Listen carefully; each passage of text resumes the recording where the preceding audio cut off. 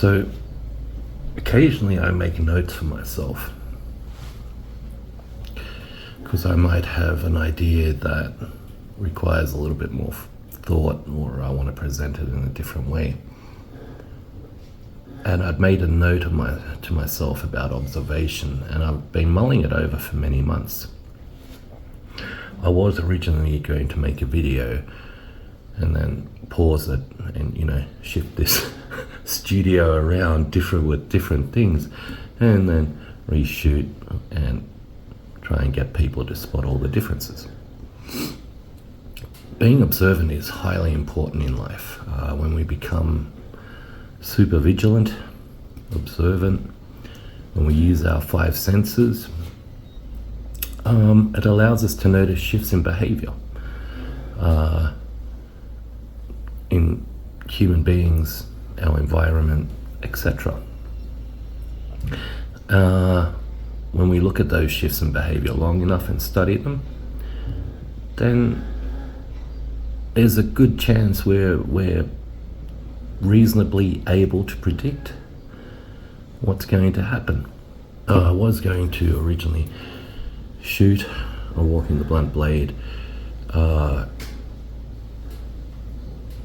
to demonstrate visual differences.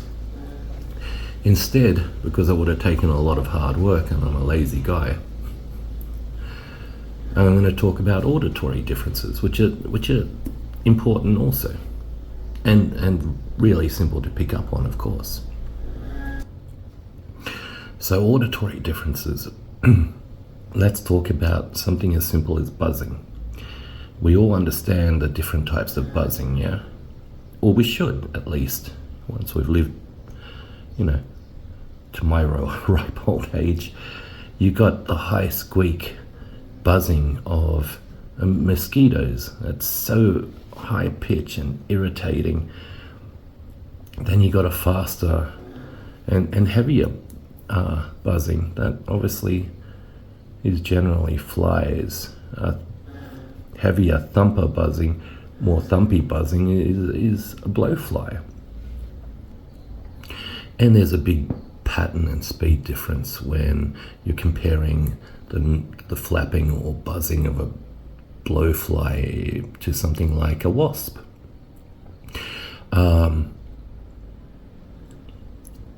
we can hear all that. We don't need to see it. I know what's flying around behind me generally because I can hear it. So why is that handy to know? Well, it's handy to know what you're slapping off yourself. For example, if you hear a wasp, you might not be so inclined to slap that off your shoulder or your back as fast as you would a mosquito. Anyway, there's also a difference in flapping.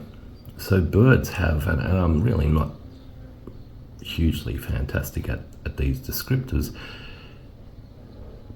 but birds seem to have a softer flap, feathery flap, and an element of chirping, of course. Different birds, different types of chirps, but they definitely have a very soft type of flapping, whereas bats seem to have a heavier type of flapping. And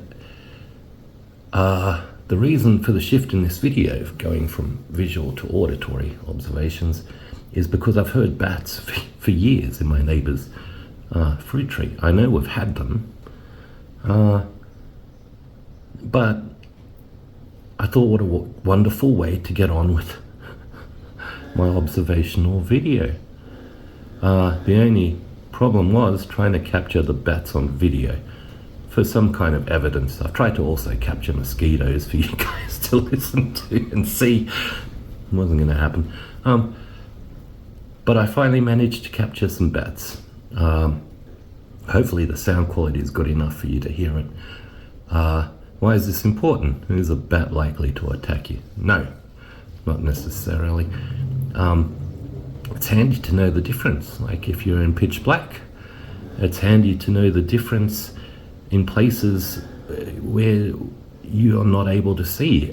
Sometimes in my life I found myself in wonderful places like Southmore Island after sunset,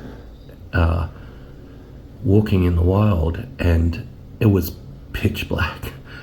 I found myself in a hole in Jordan, where even with a lighter and a phone in front of me, I could barely see a thing. So it's handy to use all our five senses. In my case, with the bats, people such as my kids didn't originally believe me. Like, they've seen them since, but they didn't believe me. They went, "Oh no, I don't know, you've had one too many beers, one too many coffees." Well, I finally got the evidence on video. All right, everyone. Observations and having strategies to enhance our observational skills are important in life. Enjoy. How could you not have? Stay there.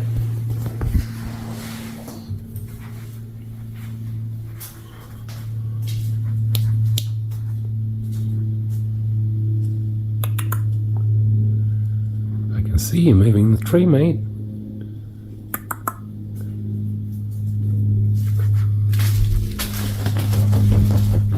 Oh yeah, I hope I got that.